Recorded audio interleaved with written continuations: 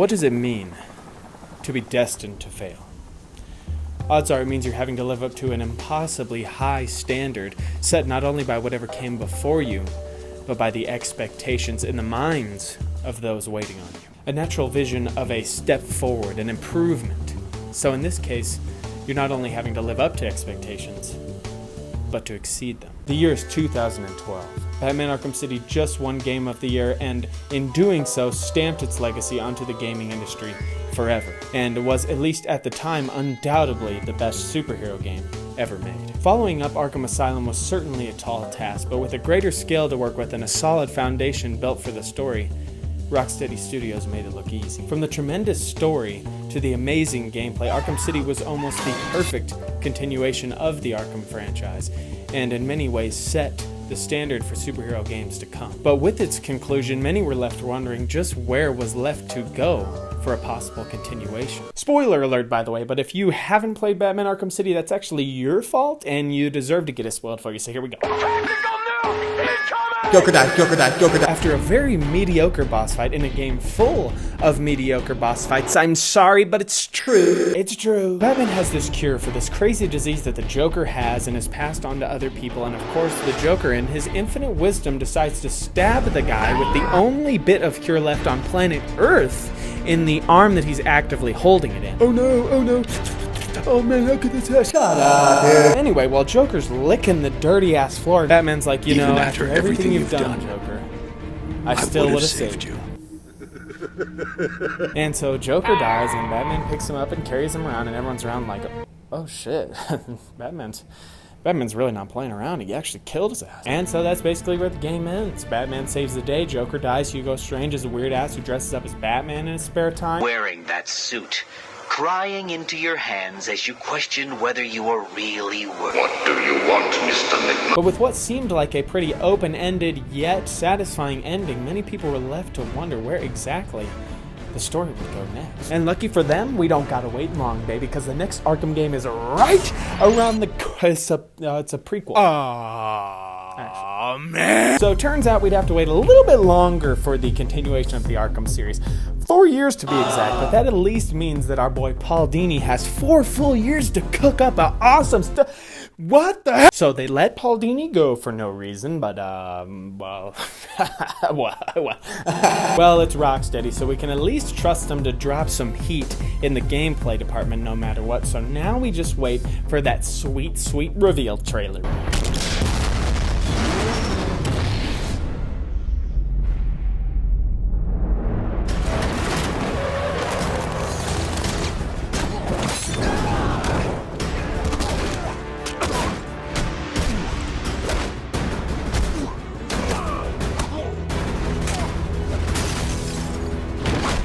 I was literally pissing and shitting all over the floor when I saw that as a kid. But anyway, let's move on to that sweet, sweet gameplay trailer, baby.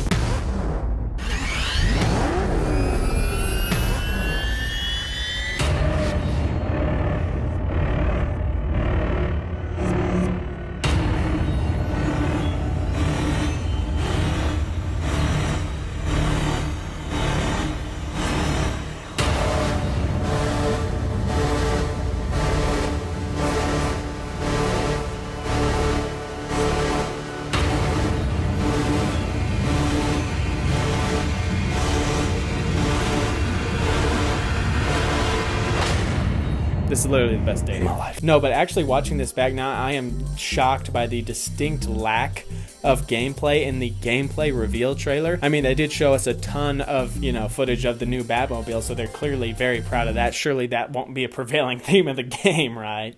So the Arkham Knight is finally announced, and the hype is pretty legit. I mean, the game looks immaculate, and despite it being a new writing team, they do seem to be making some pretty interesting choices in this game, including a brand new villain, not just to the Arkham franchise, but to Batman as a whole. And to me, that's actually a really cool and interesting decision to make. Surely it's not just another Batman villain we already know, just with a different name, and they don't expect us to realize it, right? Alright, today's the day, June 23rd, 2015. It's time to clear my already clear child calendar and absolutely lose myself into the world of Batman Arkham Knight. Yeah! Oh. So as you can see, the release of Batman Arkham Knight was a lot of fun for everyone besides PC players gameplay-wise. But there was still a whole story to crack into, dog, and if you think this video is breakneck pace already, get ready for ball-busting pace, so strap in, call your loved ones, and beg for forgiveness!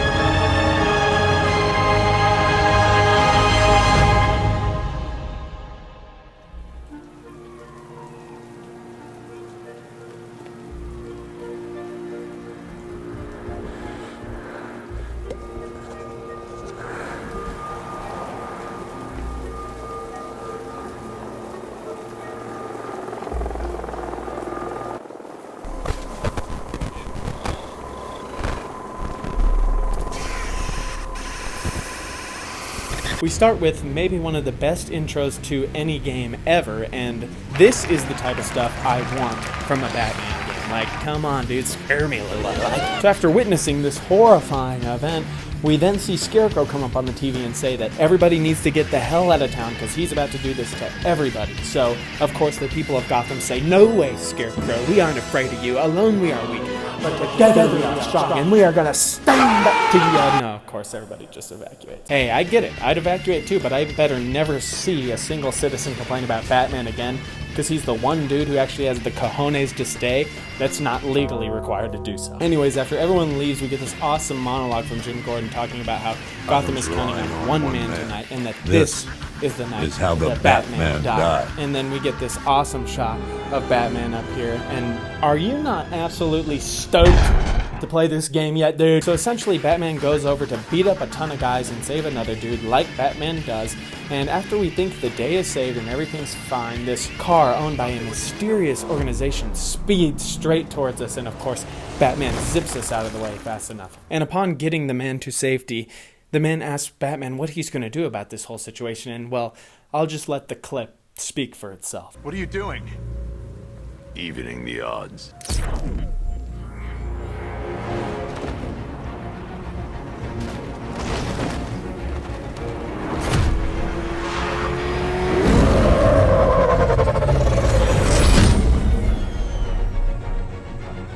This is the best day of my life. And side note, you can't tell me that Batman doesn't have superpowers in this, because he literally just performed a 10-foot vertical. Anyways, after chasing these guys down in the Batmobile, Batman proceeds to engage in one of the many interrogations in this game that, and I'm not kidding, are literally the best Batman interrogations ever put to any sort of media ever. And so after interrogating this guy, he tells us that Scarecrow has captured Ivy and is holding her hostage in this location, so we go there and beat up guys like Batman does, and we free her and try to leave, but when we leave, we say, oh no, guys with guns and unmanned tanks, oh no, oh, what are we gonna do, what are we gonna do?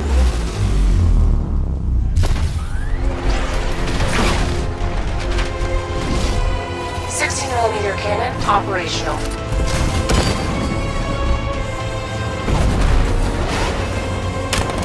Fire suppressor engaged.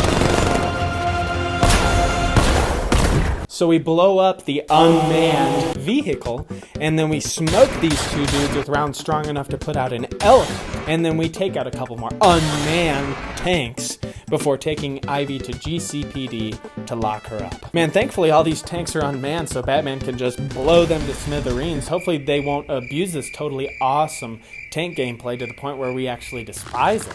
Anyway, upon bringing Ivy to GCPD to lock her up in a safer location, we are then given a list of suspects to go find as fun little side quests that we'll talk about later. So after going to GCPD, we leave to make our way to the watchtower to use one of the Bat computers to figure out what exactly is going on with Scarecrow. And by the way, the design of the clock tower is just immaculate. It really hammers home the feeling of actually being Batman, because you put in this code in the secret area after using the detective mode, and everything kind of goes down into a secret compartment and it raises up this supercomputer. It's very cool. But essentially, the reason why we came here was to analyze a chemical and find out where Scarecrow is making this chemical. Anyways, upon getting to where they are making the chemical, we are met with a absolutely massive explosion taking out the bridge in front of us, and Batman, like a complete and utter buffoon, walks straight up to a manned attack helicopter, and like also an idiot, Scarecrow does not allow the young man who clearly wants revenge on Batman for some reason, I wonder who it could be. from absolutely smoking his shit right in front of everyone, GCPD and everybody. Imagine the morale loss they take. Batman just being a fucking badass walking up, and then just the moment the helicopter comes in, like, no! Okay, sorry. Anyway, so we find another way. Oh my gosh, look at the water in this cave. We find another way in so that we can save all the hostage plant workers that the Arkham Knight has taken. Oh, he said the thing, he said the thing. Yeah, that's his name. That's the Arkham Knight. But as we go through trying to save these plant workers, we find that a lot of them have already been killed. Man, this Arkham Knight guy is really evil if he's willing to just kill totally innocent people just to get revenge on Batman. Surely they won't totally forget that and try and redeem him by the end of the game, right? But in order to save the rest of the live hostage workers, we have to find a way to lower the gate. We get to fight ninjas. I'm not joking, I'm pissing my pants right now. So we get the Batmobile in to take out the unmanned tail. Okay, that's actually sick as hell. So we go to save one of the guys. It's a little bit further away, right? And when we get there, we get ambushed by the Arkham Knight and his crew. And as we get ambushed, we finally get to meet the Arkham Knight, whose armor is awesome, voice acting is awesome, chemistry with Batman is awesome, Batman's comeback right here is awesome. You're thinking, who the hell is this guy? No. I'm just trying to decide which one of you I'm going to take out first. And whose character is awesome. Well, we'll see about that, but we're off to a good start. So we use the Batmobile to take everyone out besides the Arkham Knight, and we get this guy to safety and go to save the rest of them. Well, almost. At least a couple of them. One, maybe? And so upon saving the at least couple people we head back in to take on the Scarecrow. Hey, maybe we could use the help of Robin. I can handle it, Robin. I've told you what you have to do. Now do it. This can No, wait. it can't. Okay, well, whatever. I'm sure that's just a one-off instance, and he won't treat Robin like shit for the rest of the game, especially after he learned how much he might need him in the last game, right? So we go in, we take out some guys, and we find out that Scarecrow for real about to blow this place to smithereens. And by this place, I mean the entire Eastern Seaboard. So after confronting Scarecrow, he threatens to hurt Barbara Gordon, then dips. And Batman realizes he has to make a sacrifice of the highest order in order to stop this bomb from going off and taking out all of Gotham, if not more. And what follows is one of the most intense moments in any video game I've ever played.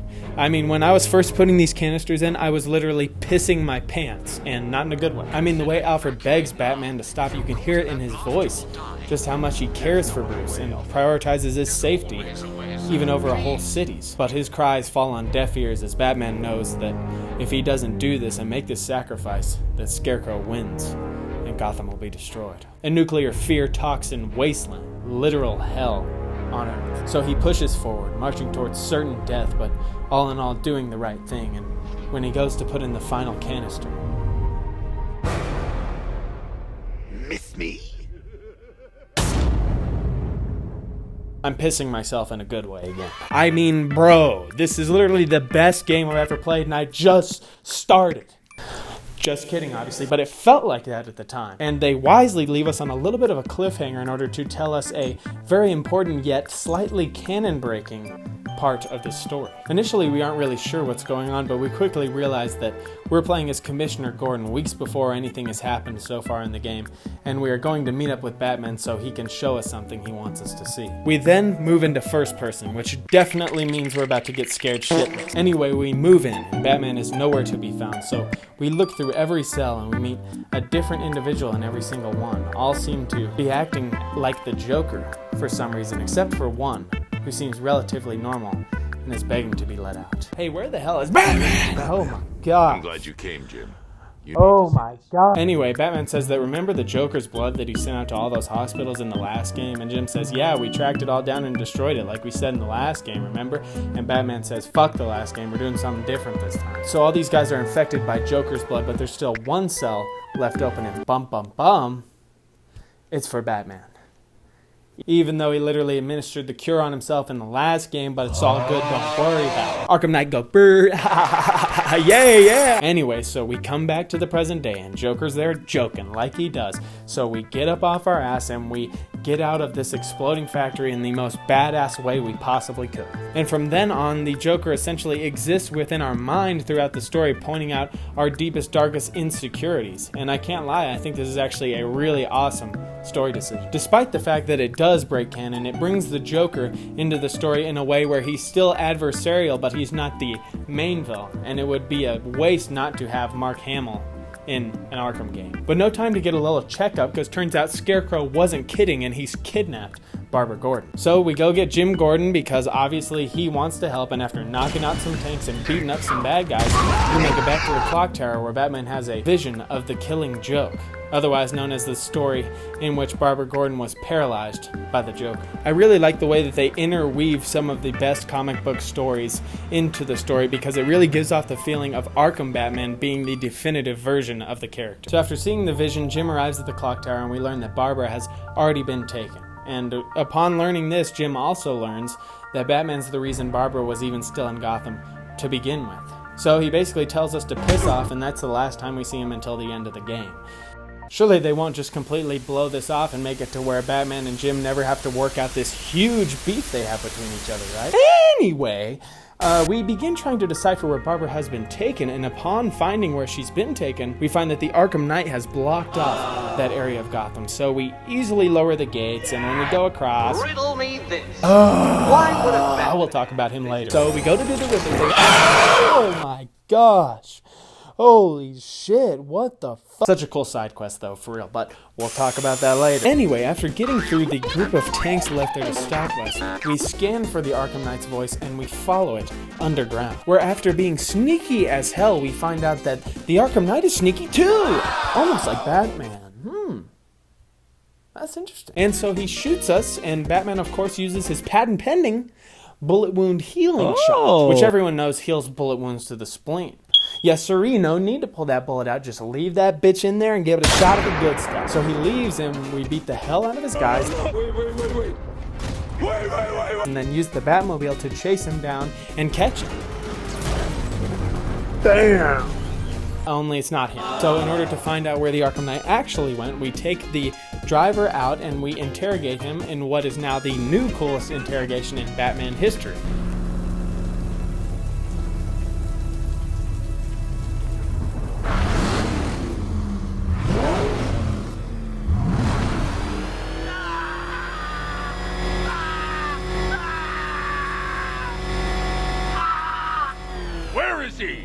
He's gone to see the little man, the Penguin.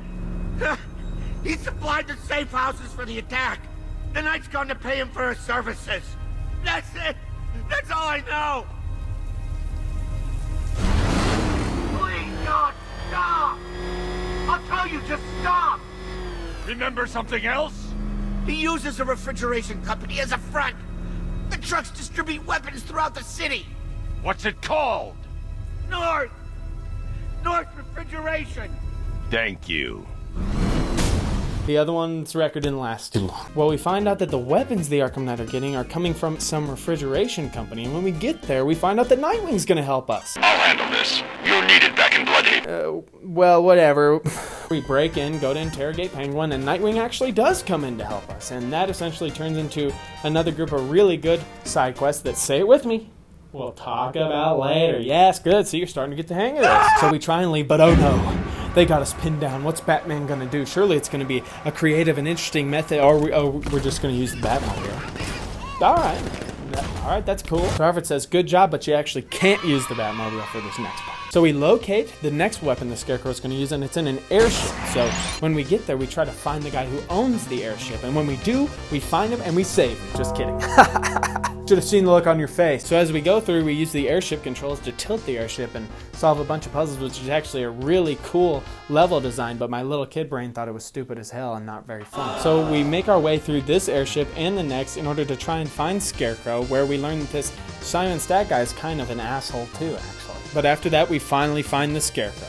And this is where the Joker subplot really starts to ramp up. But when we get there, we see two Scarecrows, and no matter what you do, you pick the wrong Scarecrow. And he gasses us, and we see just how bad things could really be if Batman doesn't find a cure to this Joker disease.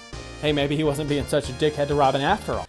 He was. You'll see. Pay attention. So Batman shoots a fake gun in his mind, and somehow this is a sign that he's a killer, even though he didn't actually kill anybody. And he could literally kill Scarecrow with his bare hands if he wanted to, so why doesn't Joker just make him do that? Can you feel the story falling apart yet? So anyway, Scarecrow escapes in a pretty cool way, and he reveals where he's holding Barbara to us. So we race there to find her locked in a room that is being filled with fear gas. And as Barbara begins to feel the effects of the fear toxin, when she sees Batman, she's so scared of whatever she sees getting to her that she sees it as a better option to just take her own life, which is heartbreaking and serves to show Batman that his actions have consequences, and he never should have let Barbara stay in Gotham that night. But she chose to stay, right? And why would Barbara be so scared of Batman when she gets gassed? Doesn't fear toxin just amplify what you're already afraid of? Why would she be afraid of Batman? Let alone so scared that she would end her own life. Well, the death serves a greater purpose in the story, so it's whatever, I guess. So in the midst of Batman grieving, he realizes that he can't let Barbara's death be for nothing, so he goes to GCPD in order to get Ivy because he remembers that she was immune to the toxin. So when Batman gets to GCPD, he asks Ivy if she can make an antidote because of her power. She says no, but there's some long dormant plant underneath the city that if we bring it out, it can do it for us. Stay with me. So we find it, bring it out of the ground, and then we tell Alfred, hey, look for the thing again. Keep looking, bro. Alfred, why haven't you been looking, bro? So we go back to the movie studios to see if Alfred was able to find out where it was, and we see Robin there, who is dating Barbara, by the way, and Batman, of course, decides not to tell him at all and totally sever his relationship with her. I'm being so for real. I don't think I've ever seen someone treat someone so poorly that they say they care about. And if you think that's bad, just wait. So we get there, we don't tell Robin. Alfred says you gotta take out this thing to do another thing, which is basically 60% of the missions. It's like one good mission, then 2 take out this thing to get that thing missions, and then another good mission for like the whole game. So we take out that thing to get this other thing, and wouldn't you know it, something interesting happens. We see the Arkham Knight again, and we finally confront him. Oh, we must be about to get some sort of interesting back and forth between the characters to maybe hint at his identity a little bit, right? No, not at all. He just kind of and he goes away. So anyways, we used the Batmobile to solve all of our problems again, and now that we finished our quota of 2 destroy this, get that missions, we finally get to go on another interesting mission. And this mission is probably like the second or third best one in the game. The first best was definitely that Ace Chemicals one from the very beginning of the game. But essentially what happens is we get this message from Harley where she's like, I've taken over the movie studios, you're gonna have to come stop me. And essentially what she's done is she's broken out all the wannabe Jokers because she views them as the next best thing to the Joker, and that they belong to her because they're at all the Joker. And side note, Batman was probably right to just keep Robin on the sidelines the whole time, because even though Harley and them didn't like take him out, they still like overwhelmed him and let out all the Jokers that were literally his sole responsibility, while Batman is having to deal with an entire army outside. So anyway, we go get all the Jokers. One of them is just a dual stealth mission that isn't that crazy. The other one is kind of just a brute boss fight where you get to have some cool quick time events that's a little bit fun, especially with the lack of bosses in this game in general. It's nice to at least see one. And then the final and best encounter, in my opinion, is when you have to go and find Johnny Charisma. I love how this one is more of a puzzle thing and not so much a beat the guy up until he can't move thing. Like you have to find out the passcode he uses, and in order to do that you have to watch through the mirror and then type it in backwards, which is really cool. Then when you get inside, he's waiting for you and he wants to sing you a little song with a live bomb strapped to his chest. And my favorite part of this whole thing is when you get to the center stage and he's just about to sing to you, it switches to the actual Joker and he's like, Nobody serenades you but me, Batman. Take it away, boys. It's just really good, and it's emblematic of the awesome chemistry that Batman and Joker have in the Arkham games. But essentially, while he's singing to you, you play as Robin, and you have to sneak around while he's not looking and disarm all the bombs, and then sneak up on him behind him and do an awesome dual takedown, where you do kind of just beat him up till he doesn't move. It's a little intense having to disarm all those bombs, and it's a very fun and unique encounter in a game that, despite having great gameplay, largely suffers in the unique encounter department. Anyway, after taking him out, we pick him up and we go to take him back to the cells, but now I have to actually pause so I can tell you an important part of this mission that I haven't quite divulged yet. As you're running through the mission and capturing all these faux Jokers, you're having these hallucination/exposition moments, kind of shedding some light on what happened to Batman's last Robin, being Jason Todd. Now this stuff is actually really cool and shows just how depraved the stuff Joker was doing to Jason was, and it also goes to show the intense mental toll that being tortured for almost a year straight had on him. But as cool as all that stuff is, like many aspects of this game, it has some pretty glaring holes in it. This isn't Joker telling us this. This is a hallucination of Joker created in Batman's subconscious telling us this. So there's really no way to know if this is true or not, but the game kind of just expects you to take it at its word. And also, according to this retelling of the story, Batman already found a new Robin before he even knew what happened to Jason. It's implied that the way Batman found out Jason died was through a video he was sent by the Joker, in which the Joker shoots Jason in cold blood. Yet it shows here that before he sent the video, Batman had already found a new Robin. So that is implying that Batman just went out and found a new Robin after Jason Todd went missing, instead of, I don't know, looking for Jason and whatsoever. I guess Batman was kind of just pulling a first 48 situation after not being able to find it for a couple days, and he was just like, yeah, well, not my problem anymore. Well, I'm glad we know that. Now we can move forward knowing that Batman is a terrible person / boss / dad, and, you know, continue to root for this guy. Surely after getting all that exposition, Batman will realize he's kind of a dickhead and be a little bit nicer to his current Robin now, right? Anyway, unpause. So upon trying to take Johnny Charisma back to the cells, we see that Harley's men have blocked the way. So we use our handy dandy voice changer gadget to tell them to open the door, but this time, Harley actually steps out and stops them from opening the door. And then Robin comes out to distract her, and when she's not looking, we give her permanent brain damage. So after that, we take out all Harley's goons, and then we make our way back to the lockup, only to find that all the Jokers have been killed. By who, you may ask? Why, sweet Mr. Henry. So Henry holds a gun up to Batman, who's wearing a giant bulletproof suit, and even if he does get shot, he's got bulletproof juice, remember? And Batman proceeds to just let him shoot an innocent man in the face. After killing the guy, he turns the gun back on Batman, and before he pulls the trigger, he realizes that Batman is the last one to be infected by the Joker's blood. And he says, You're gonna be spectacular. And then ends himself.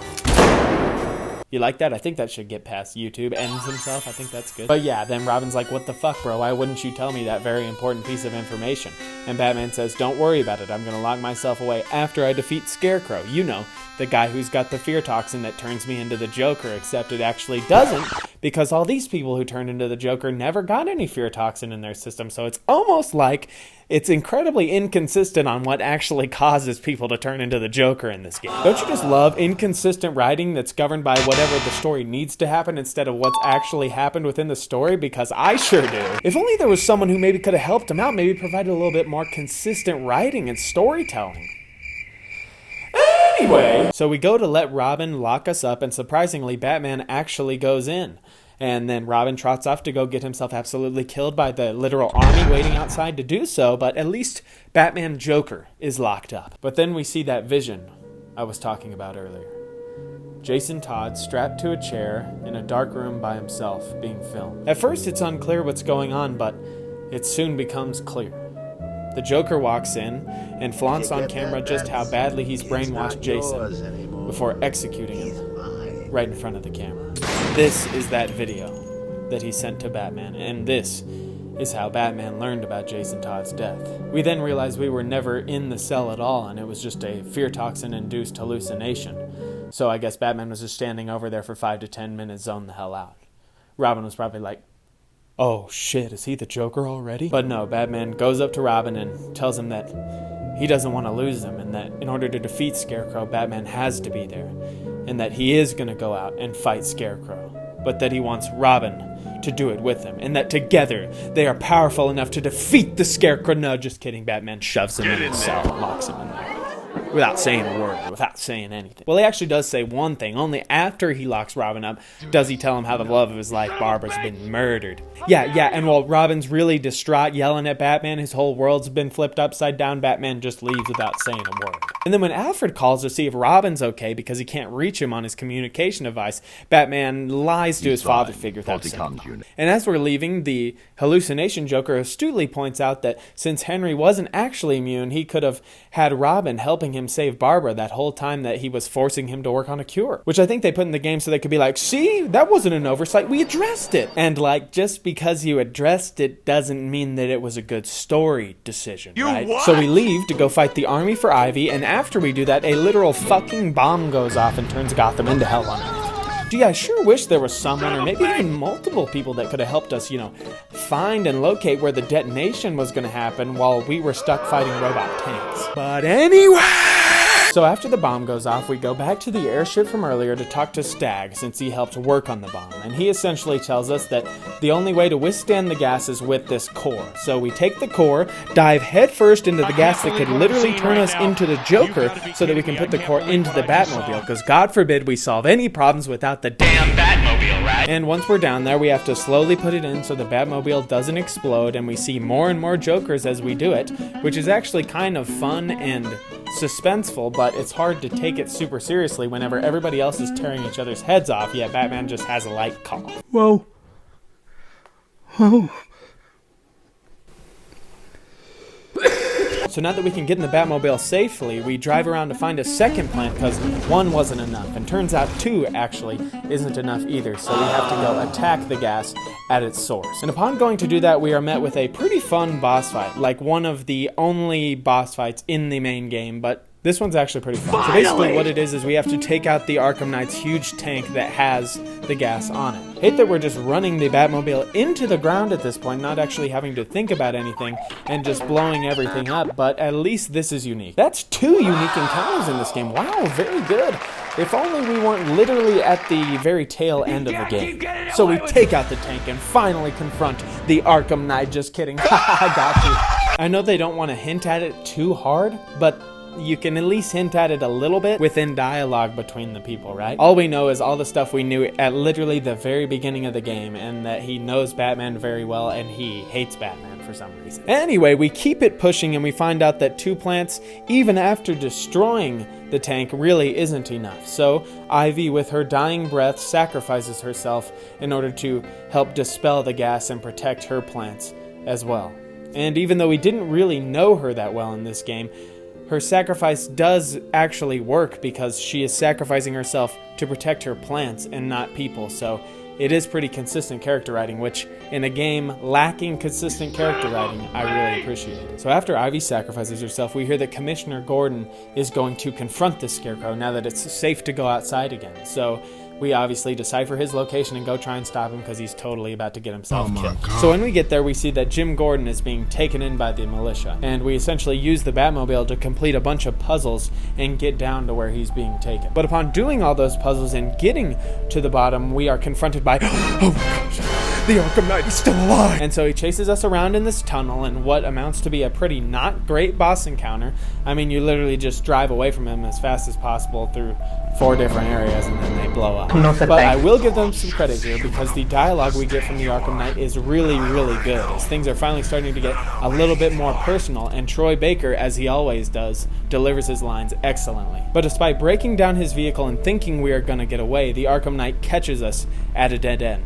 At this point, he reveals to us that he knows that Batman is Bruce Wayne, which only serves to further throw a wrench in things, as Batman now really has no idea who this person could be. But of course, Batman escapes through the power of plot armor, baby. But oh no, the Batmobile! But no, I actually really like this moment because of how much of a crutch the Batmobile's been throughout the whole game, that it really kind of puts you on the back foot and makes you feel powerless in a good way. You really have to be Batman now, and not guy with a massive tank. But even though our Bat tank has been destroyed, we keep pushing forward to find Gordon. And we finally do. And after taking down all the guys surrounding him and trying to set him free, we're greeted with a familiar voice telling us to turn around. You really have no idea, do you, Bruce? Jason, but you're dead. Let's not fall out here, Bats. I might have told you a teeny tiny little lie. But come on, look at the boy. You did good. We did good. You should be proud. What's the matter? Lost for words? I expected more. I'm hurt. Joker sent me the film. I saw him kill you. Don't you dare lie to me! How long did you wait before replacing me, huh? A month? A week? I trusted you! And you just left me to die! That's not what happened. You always told me, Bruce. Focus on what I want to achieve, and it'll happen. You wanna know what I want now, huh? I want you dead. You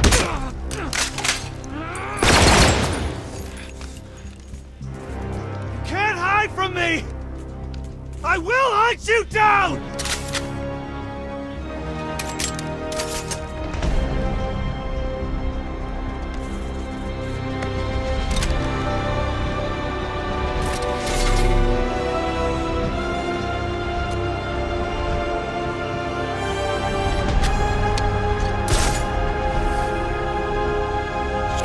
Wow.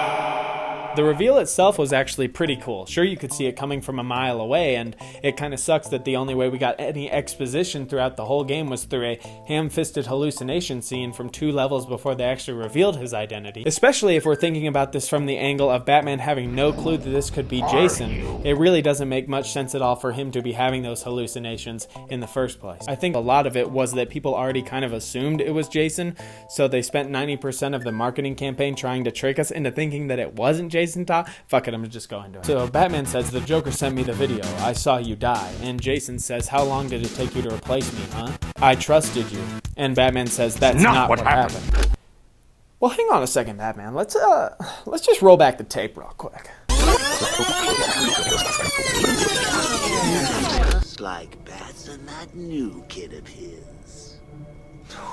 Hate to break it to you, Batman, but I think that's exactly what happened. You replaced him before Joker even sent you the video, which we now know he did send you. Joker sent me the film. So you literally did replace him and leave him to die. I think the reason they made this decision was because the way it goes in the comics and in the animated movie, which by the way, go watch that right now if you haven't, is that Jason Todd, while he is mad at Batman for letting him die, he is more so mad at him for allowing the Joker to live after he killed Jason. Like, seriously, go watch the animated movie if you haven't. It is like, it's gut-wrenching, that scene in the movie. Seriously, go watch it. If you think this is good...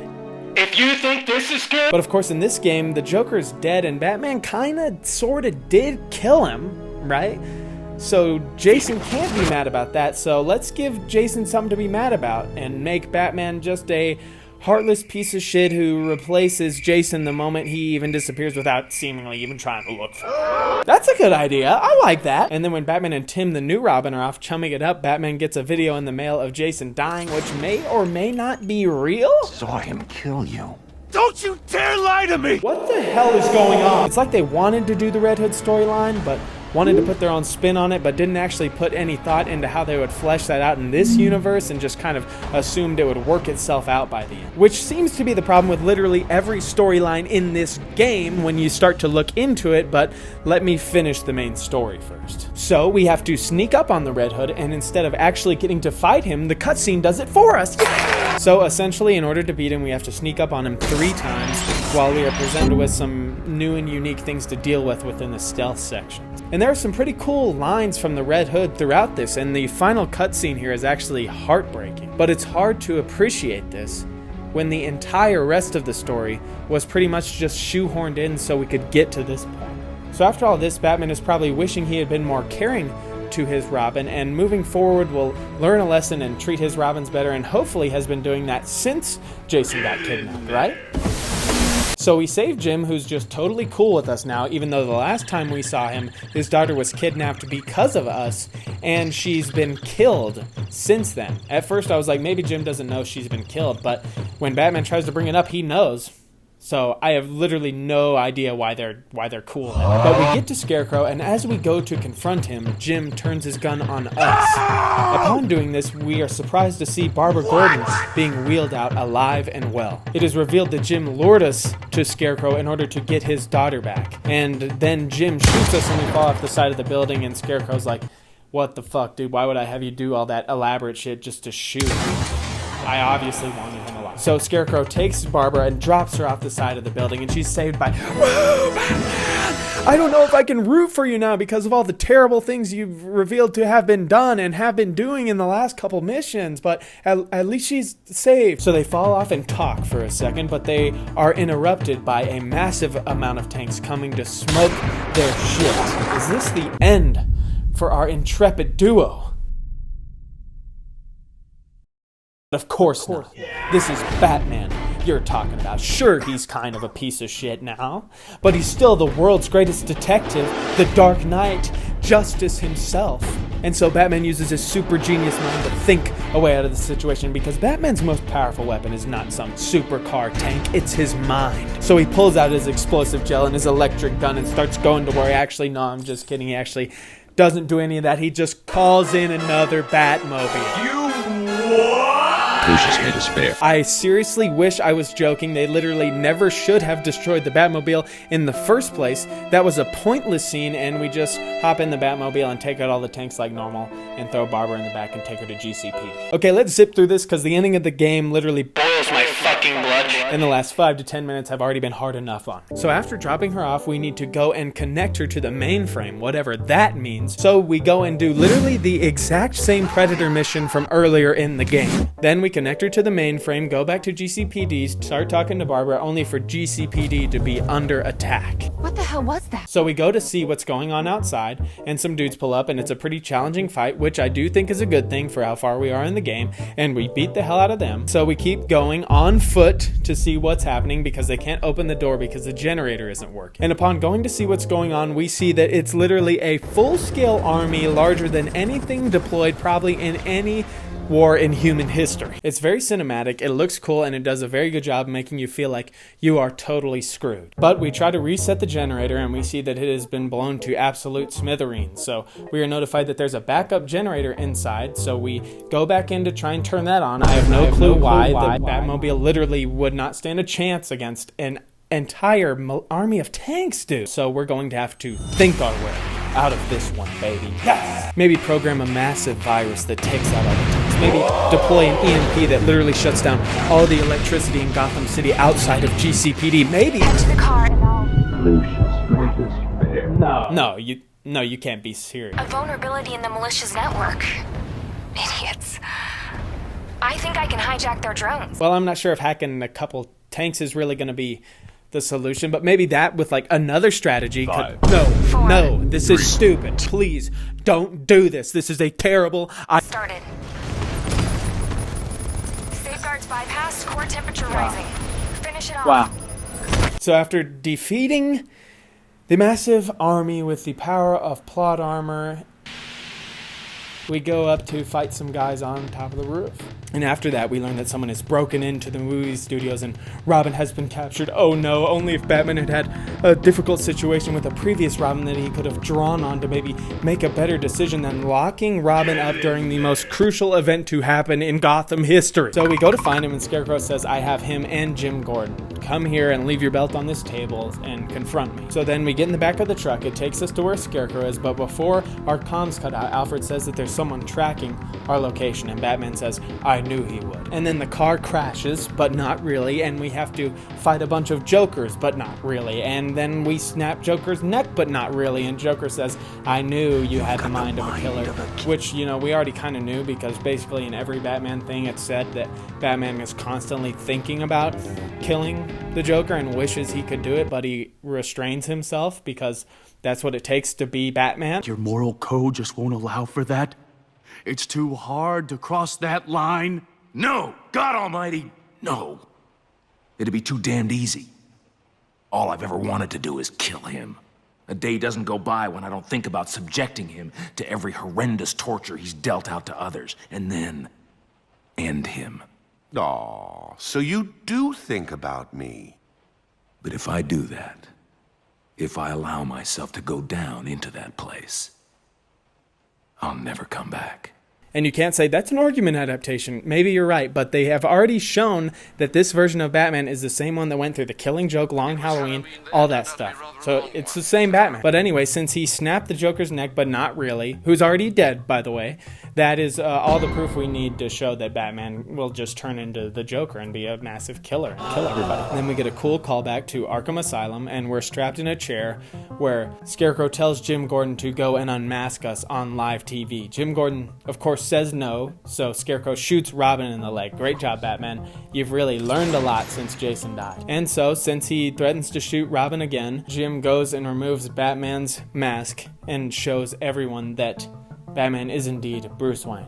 And they all go nuts. Then he injects Batman with fear toxin, which takes us into a kind of confusing direction where we see basically what would happen if the Joker did take over Batman's body, which is pretty cool, I won't lie. But then we learn that Joker has now taken over Batman's body, and he laughs at Scarecrow, which causes Scarecrow to get pissed, and he injects him with more fear juice. And so then that leads us into basically this really cool kind of horror level where we see through his eyes what the Joker's worst fear is, and that his worst fear is the idea that someday he will be forgotten. And Batman essentially says, yes, you will be forgotten, Joker, and delivers this really cool monologue that is similar to the animated series, if you've seen that. I am the Knight. I am Batman. And essentially what happens there is that Batman locks away the Joker forever in his mind to be forgotten by everyone. Which, if you ask me, is more similar to killing him than just breaking his neck and him getting back up, but what do I know? And so Scarecrow pumps him full of fear juice once more, and Batman's like, I'm not afraid.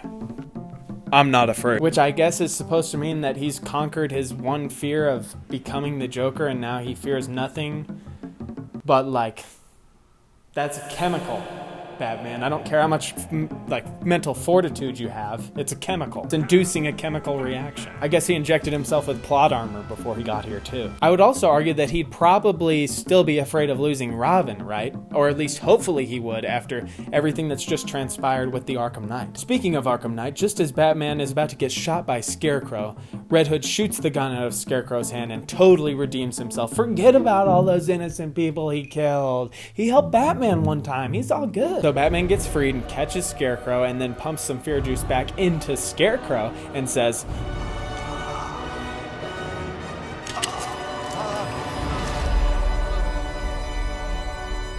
"What's wrong? Scared?"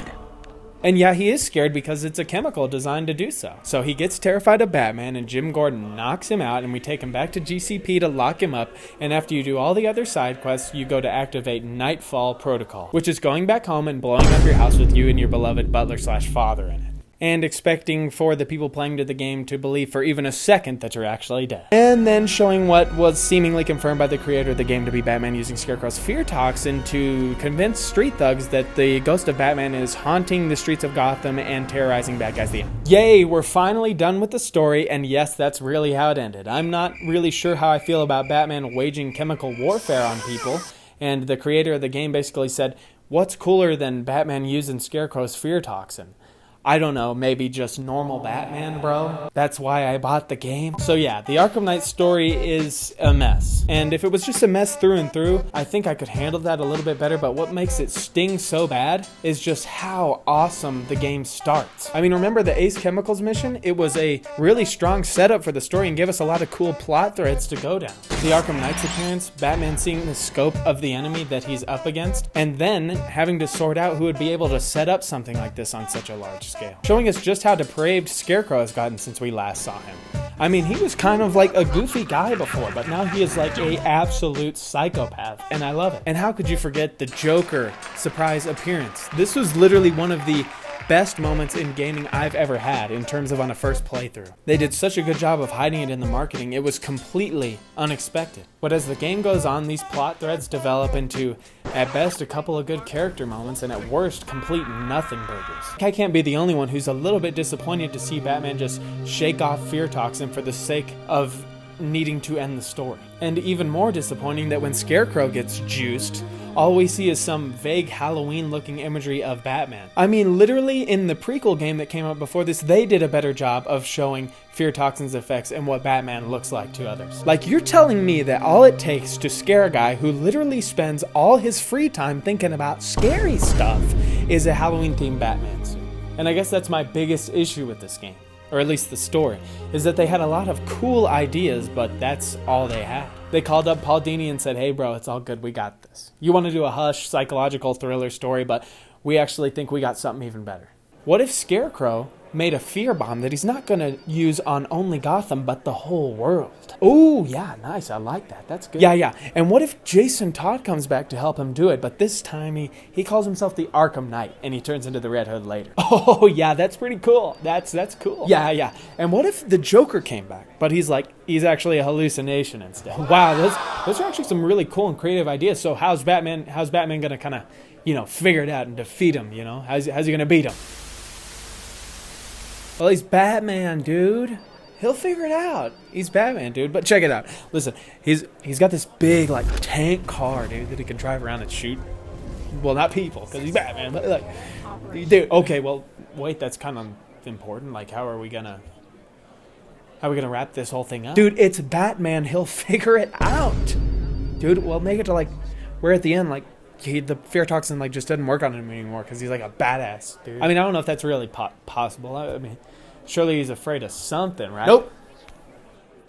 Okay, what about the people who have the Joker's blood in them, from earlier? Are you just saying that they're mentally ill, then that's why they needed a cure? Because Batman had the same thing, but he didn't need a cure. Now he's fine. Dude, people will forget about that by the time we get to the end of the game, dude. I'm not sure if they will. Do you see what I'm saying? They had a lot of cool ideas, but they didn't actually have a talented writer to kind of flesh out those ideas and tell a story with them, a coherent story at least. So essentially it just turns into aura and hype moments, the game, except we used all the hype moments at the beginning of the game. I mean, they don't even explain how Jason Todd survived. Correct me if I'm wrong, but I think that's a pretty important thing we probably need to know, right? And another big complaint I have is that there is a lot of ludonarrative dissonance towards the end of the game, right? Like in that part where you have to snap the Joker's neck. I really didn't want to do that, because I didn't think Batman would want to do that, or I would, after everything we've been through. And I actually sat there and didn't press any buttons. And it just makes you sit there until you choose to do it. It would be one thing if you were telling me that as a part of the story, but the fact that you're making me do it, you're making me do something that I don't want to do. And therefore it takes me out of the story. And I don't think the Batman would even want to kill Joker here, at least if he was really alive. The main reason why it seems like he does it here is because he knows he's a figment of his imagination, or at least I can't help shake that feeling. I mean, if he really wanted to kill the actual Joker, wouldn't he have done it after Jason originally died in Arkham City? Because now we know Jason had at least been taken in Arkham City, because we already had Tim Drake Robin back then. So why didn't he kill him then if he was so pissed about Jason, if that's what we're talking about? I don't know. I could nerd out about all the inconsistencies in the story of this game all day long, but I don't want what is arguably the worst part of this game to take up any more of this video than it already has. Because like I said in the title of the video, while Batman Arkham Knight may be one of the worst games of all time in some areas, it is also one of the best games of all time in others.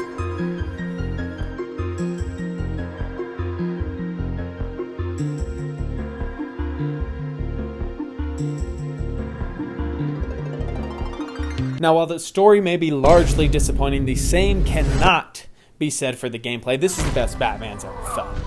And dare I say, ever feel. The ability to counter multiple enemies at once and stack combos with finishers, environmental finishers, even gadget finishers is a lot of fun, and it really keeps you immersed and makes you feel like Batman. Using everything at your disposal to take out the enemies in the most efficient way possible. Not to even mention the gadgets you can use to prep for the fight ahead of time. Nothing feels better than being up on a perch and pulling out your disruptor advice to sabotage enemy medics and equipment before dropping down and initiating the most brutal fear multi-takedown you have ever seen. Which, speaking of, for my 2 cents, is literally the best thing ever added to any Arkham game. I love the old Arkham games, but I will say it's hard to look back on them without this fear multi-takedown system, as outside of the Predator mode, none of the goons ever really fear you. Which I don't know is like kind of Batman's thing, I mean, in this game with the Fear multi-takedown system, you get to see bad guys spraying their guns, praying that they hit you because they are so afraid of what you're about to do to them that they can't even focus on you. All the other guys even take a moment to be like, holy shit. I'm glad that was not me. And nothing feels better to have a medic camping at the back, only to pull them in with a grappling gun and hit them with the most nasty clothesline you have ever seen. And continuing with gameplay, we get to a system that, while very similar to the last few games, has a few interesting twists added that add to a already great stealth system. Yeah, that's right, baby. I'm talking about Predator. And while it is pretty much just the same as the previous games, except with the inclusion of the Fear multi-takedown system, what makes it so much fun is that as you go throughout the game, the Arkham Knight equips his militia with, well, equipment to better handle you and what you like to do. For instance, if you use floor grates, they will mine the grates or leave mines on the outside. That way, if you come out, you'll step on them. At a certain point, the enemies get equipment that allows them to find your position if you're in the detective mode for too long, making it to where you can't rely on it as much, which is really fun. There's also another unique aspect to this, is where there's some that completely jam it to where you can't use it at all, but if you can manage to take out that person, you gain your ability to use the detective mode back. Once again, there are medics in the game, so if you don't prioritize taking them out first, they'll just keep on reviving the guys that you've already taken out. There are drone pilots that are constantly sweeping the room, which you can take out, but at the expense of making a loud noise of the drone crashing. Or if you want to opt for a more stealthy route, you can instead disable the drone temporarily while you take people out,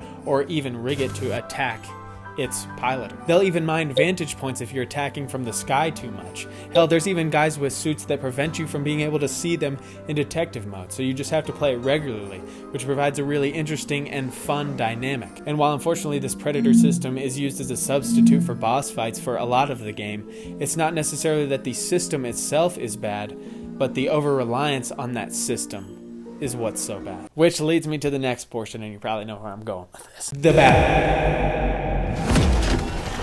Perhaps the most divisive aspect of this game is objectively a very fluid and good working system. It falls ill to that same issue: extreme over-reliance. I mean, the only non-tank boss fight in this game is a side quest. A good side quest, mind you, but still, the only combat-based boss fight in this game you have to go out of your way to interact with. And you don't even really fight the boss, he just throws knives at you while you fight common enemies. But my point in bringing that up is that at every turn, when they could choose to do something interesting, they instead throw you in the Batmobile and have you shoot unmanned tanks. At first, it's a lot of fun, because like I said, it's an objectively good system and they use it in situations that actually make sense. But as the game goes on, it's almost like they are forcing ways for you to get back into the Batmobile. Okay, we have to go underground to find Gordon. Let's blow up the wall with the Batmobile, disable 5 fans so I can take it all the way down there, only for it to get fucking destroyed. Why? Why do that? It's because they need a way for you to have a confrontation with the Arkham Knight, and they didn't trust themselves to make a good hand-to-hand boss fight. Because, like I said at the beginning of the video, every time they tried to do one in the last 2 games, it was mediocre at best. Not in Arkham Origins. And there was some okay moments in the other games, but it was never great. And instead of, I don't know, trying something different and thinking outside of the box, they instead chose not to try at all. And I guess what's most frustrating about this is that it is possible to make interesting hand-to-hand boss fights in an Arkham-style game. Like I just mentioned, look at Arkham Origins. That Deathstroke fight is amazing. And what's really disappointing in this game is that they have chances to take those swings, but instead when they come around, they bunt on them. The best example of this I can think of is when I first tried to 100% the game. Of course, in order to 100% it, I first had to complete the main story and do the Arkham Knight tank boss fight. And while it was still a Batmobile boss, it was very interesting as it made you use all the skills you have developed over the game in order to beat it. It was unique, and in parts of it you had to sneak up on it and avoid its laser in order to shoot its weak spots, but then as you would shoot it, like I mentioned earlier, you would have to race away from it and to really test your abilities to drift, use your afterburners, and weave in and out of buildings in order to escape its line of sight. This was fun. It kept you on your toes, and even though I would have preferred a hand-to-hand encounter, it wasn't the end of the game yet, so I was still holding out hope, foolishly, that it would happen. Anyways, the reason I bring that up is because after you finish the main story and Jason Todd is no longer the Arkham Knight, Deathstroke comes on your comms and informs you that he has been contracted to lead the militia in the Arkham Knight's absence. And then he kind of does the same thing the Arkham Knight does. He helps the troops adapt to your attacks, and even though it happened before, I still like the system. It's a lot of fun. And essentially, after you defeat all the militia outposts and stuff, Deathstroke comes on your comms and says, it's time to meet face to face and end this. And when I was first playing this, I was really excited to see what kind of challenge they would present you with, because Deathstroke is a great character. And like I mentioned, the fight in the prequel was really good. So imagine my shock and disgust whenever I pull up on this guy, only to find him in the exact same tank the Arkham Knight was in his boss fight. And I hate to say this about devs, because obviously they are very talented, work hard, and they do stuff with computers that I could never even dream of doing. But this, specifically, is lazy, and it's indicative of the greater problem within this game. This is a really good game with a lot of great ideas that is coated in a fear of failure. And if that didn't make you mad enough, take a look at what happens after you take out the tank.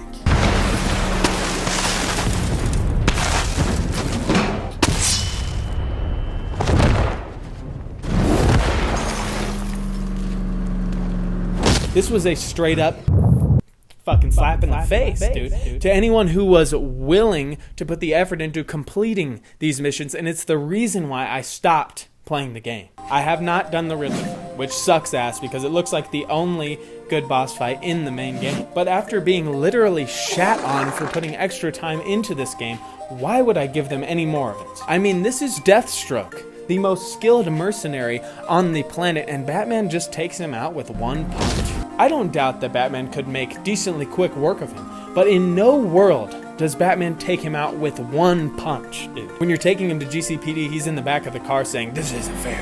You caught me off guard. Let me out and fight me like a real man." And I couldn't help but find myself feeling like, yeah, he's right, dude. I don't know how they could have wrote that dialogue and not realize what a massive mistake they had made with the boss fight. Now, granted, it's two separate teams working on that, but we gotta communicate a little bit, okay? So yeah, the base gameplay for this is really good, and I think because of how good it was, Rocksteady felt like they didn't need to worry about boss fights. They could just put little tweaks on the tank sections, or the stealth sections, or the tank stealth sections. But that's not how it works. Boss fights aren't just this frivolous thing thrown in like a little bit of glitter on top. They are the accumulation of all the buildup of a level, of a story thread.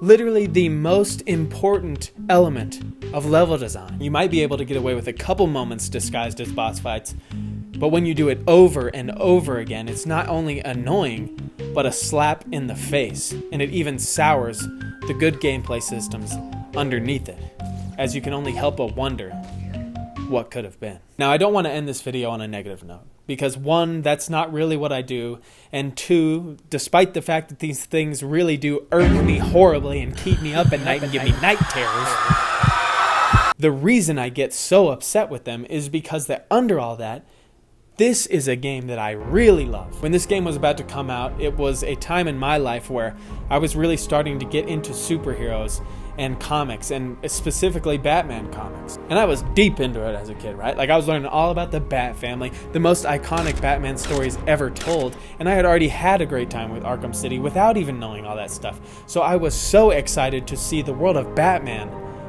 put to video game form. And let me tell you, in that area, this game definitely did not disappoint.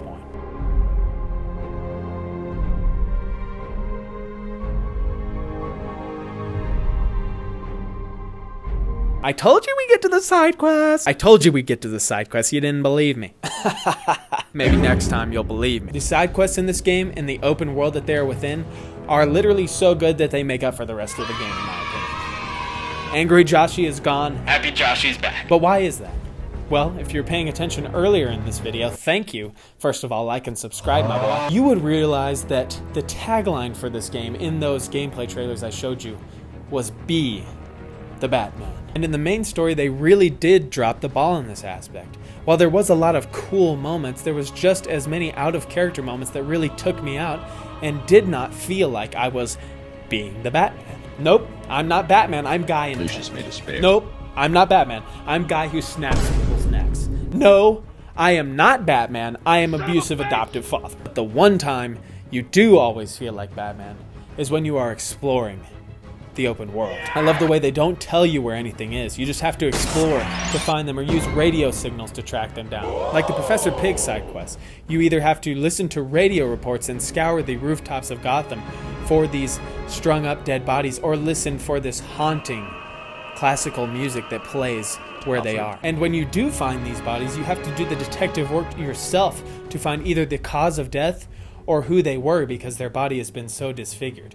And upon piecing all these things together yourself, as the awesome-ass Batman you are, you're able to track down Professor Pig and find his hideout and see all the terrible things he's been doing to people. It's terrifying and awesome because only Batman could do this. And I'm Batman. I did it! And save these people and knock this crazy-ass dude the fuck out in the most awesome way imaginable. Or let's look at the Firefly mission. It's simple, but these chases are really fun. And even though you don't get to actually fight him, it makes sense for you to have to chase him down in the Batmobile since he's flying, and then eject at the right time so you can absolutely beat the piss out of him. And then as you're doing that, you're doing the firefighter side quests, and they actually intertwine. Because as you do these things, you're filled in on the fact that not only are the firefighting crew missing, but the chief is too. And all they care about is finding him because of how good of a guy he is. Only to find out that the chief was the one who gave Firefly these locations in order to manufacture fires to give his crew jobs, because the city was about to shut them down. I am being serious when I tell you the storytelling in the side quest is 30 times better than the main game. Maybe that's because they're not as long as the main story, or maybe it's because they actually had to build a story and not just glue together a few cool ideas. I mean, you get a whole group of side missions where you have to fight the Penguin's gun running business with Nightwing, and it's amazing to see the father-son bond they have here. Some of the best dialogue in the game comes from these missions. Better than anything they ever gave us from Jason. Sure, obviously Troy Baker's the better voice actor, but he wasn't given nearly as much to work with as Nightwing. You even get a confrontation with Hush. It's short and is probably only included because of the setup in the last game, but it's cool and fun and serves to show how much Batman cares about the people in his life. Well, except for Tim Drake, but that's neither here nor there. You stop Two-Face robbing banks, and you get to hear some really cool dialogue once you finish it about how Two-Face still feels betrayed by Batman from his time as DA. You have to save the reporter Jack Ryder from a crazed religious prophet, and even though it's not much, the banter between Jack Ryder and Batman is a lot of fun and harkens back to some of the more lighthearted Batman stories. In one of the coolest side missions in the game, you test and train Azrael to possibly become your successor after the night's over, only to learn that he has been brainwashed by the order of Saint Dumas to gain Batman's trust. Why have they brainwashed him to do this, you may ask? Well, of course, in order to, kill Batman, take his spot, and be able to just kind of murder all the criminals instead of just give him permanent brain damage. And upon learning this, you're actually switched over to Azrael's perspective and get to choose whether you want to kill Batman or not. It's a lot of fun, and it actually allows you to make your own decision rather than forcing to do something you don't want to. Hell, even the Riddler side quest is a lot of fun, of course, until, you get to the terrible demon stuff from hell. But saving the best for last. The Man-Bat side quest is amazing. You can literally hear him and see him in the night sky like some sort of demon. You then track him down to get some of his DNA so you can find out what this thing is. Upon looking at his DNA, you find out that his name was once Dr. Kirk Langstrom. So, you find out where his lab was, and upon going there, you see that it has been completely torn to pieces and destroyed. That is, everything but the security tapes. And upon watching these tapes, you learn that the doctor and his wife were working on a cure for deafness. And the way they administered this cure was resplicing human DNA with vampire bat DNA. And like all good studies, the first participant was himself. And after going in to administer on himself, something goes wrong. She sets down the camera, panicked, screaming. He breaks out, and the next thing we see is her dead on the floor. Batman then accesses the computer and makes a cure for whatever this doctor has done to himself. And as we play through the rest of the game, every time you hear or see him in the night sky, you track him down again and administer some more of the cure bit by bit until finally you are able to subdue him. Not to mention the jump scare in the first time you encounter him, which is just so cool. And then they even reference it again with the Joker doing it to you as you play through later. Real quick side note too, all these things, the dialogue changes whether you're playing it before you get the Joker out of your mind or after. Like the Joker will say certain things about it and it'll change the way you interact with stuff, whereas it'll be completely different and you'll get more character focused dialogue with the enemies whenever the Joker's already out of your mind, as well as the fact that enemies will comment on the fact that they now know that you're Bruce Wayne. Anyways, upon administering the final bit of the cure, you load him up in the Batmobile and take him back to the GCPD. Upon getting back to GCPD, he has turned back into his normal self, so we then throw him into confinement, where, upon coming to, he asks where his wife is. Where's Francine? Where is she? She's dead, Kirk. No. She can't be. I didn't. What have I done? The serum, it changed you. You lost control. What have I done? What have I done? What have I done? Sweet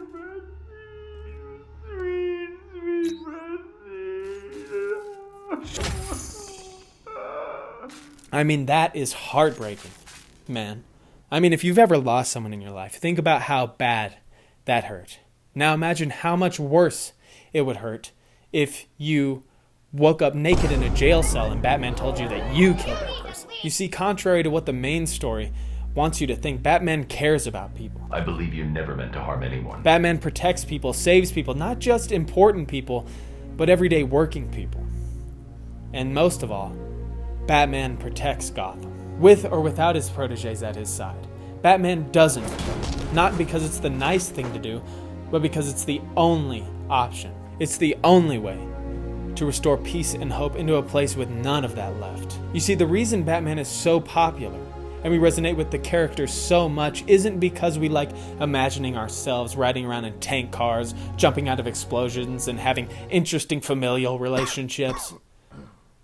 Don't get me wrong, we do that too, but the main reason we resonate with Batman is because he teaches us to be better, even when it's not easy. Not because we'll gain favor with people or any sort of notoriety, but because it's the right thing to do.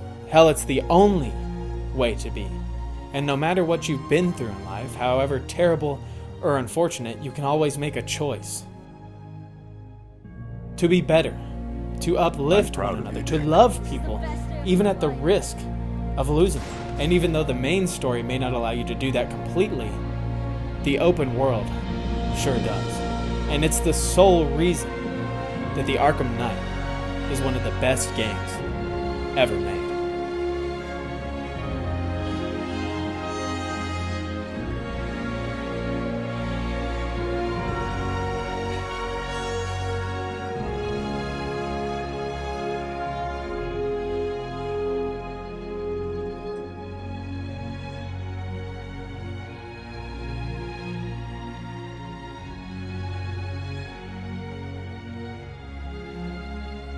Well, that and the awesome-ass gameplay, but you get what I'm saying.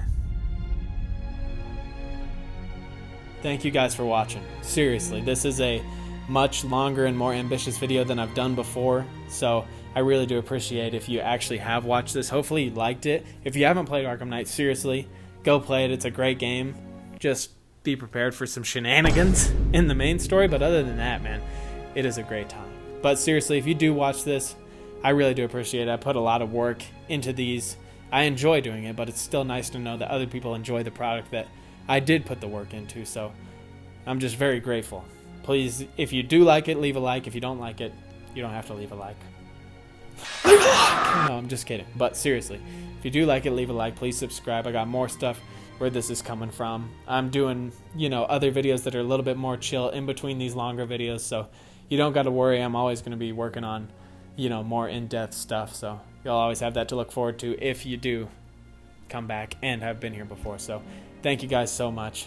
I appreciate you, and I hope you all have a really, really nice day. Catch you later, my boy.